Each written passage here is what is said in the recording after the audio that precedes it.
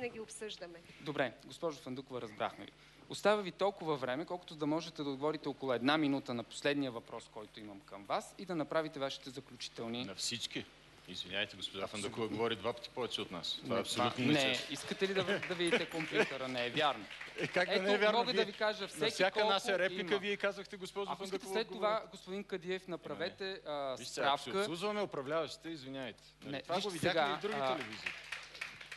Смятате ли, че когато спорите с мен, ще спечелите нещо? Смятам, че вие не сте честен в момента. Аз съм абсолютно убеден, че госпожа Фандъкова е говорила повече от мен.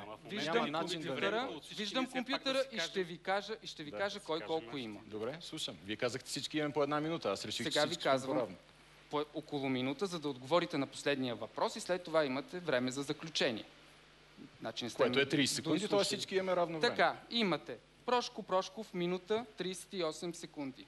Госпожа Фандъкова минута и 16 секунди. Господин Каролев 53 секунди. Господин Пехливанов минута и 1 секунда.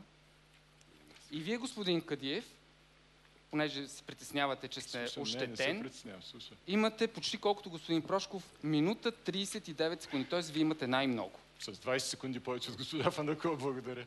Просто съм смая. Добре, аз ви предлагам да направите след това експертиза, ако се съмнявате в нашата техника. С няколко секунди не може да си кажем. Последният ми въпрос е свързан с бюджета на общината, вашата визия за този бюджет, защото според мен това засяга столичани, свързано е с местните данъци и такси. Предлагам ви това в тези минути, които ви останаха, като си приспаднете 30-те, да отговорите на този въпрос и да чуем и финалните ви послания. Господин Прошков. Никакви местни данъци и такси не трябва да бъдат повишавани до момента, до който не се изгради доверие между гражданското общество и администрацията, а това става през системата, която подробно съм предложил в моята програма, и тя не е една система за 4 милиона на Андрей Иванов, а е система, която дава отворени данни и възможност комисиите в Общинския съвет да се проследяват какво правят във всеки момент от всеки. Тогава, след години, когато имаме доверието на хората, можем да го водим големия разговор за това на коя орбита изстрелваме града. За да тръгнем на друга орбита, за да си ремонтираме къщичката, така да се каже, ние трябва да започнем от почистването. Това е първото и най-важно нещо. А бюджетът трябва да е картина и отражение на нашите проекти за София, а не да я копира и вмъква и всяка година едно и също с индексация и проекти, които няма да се случат, за да може бюрокрацията да ги разпредели надолу по това време на годината, което се случва винаги. Бюджетът – картинка на нашите намерения. Това не го виждаме. Добре, благодаря ви. В условията на криза, това, което правим, и аз смятам, че това трябва и да продължим да правим, е при запазване нивата на данъците и таксите, по-висока събираемост. Само ще кажа, че до този момент над 50 милиона лева сме събрали от стари задължения. Това е благодарение на много сериозен контрол, удвояване на ревизионните екипи, провеждане на ревизии, включително и на магазините на господин Ковачки, който е даден на съдия-изпълнител, с мой подпис, между другото, и вече са събрани 50% от неговите задължения.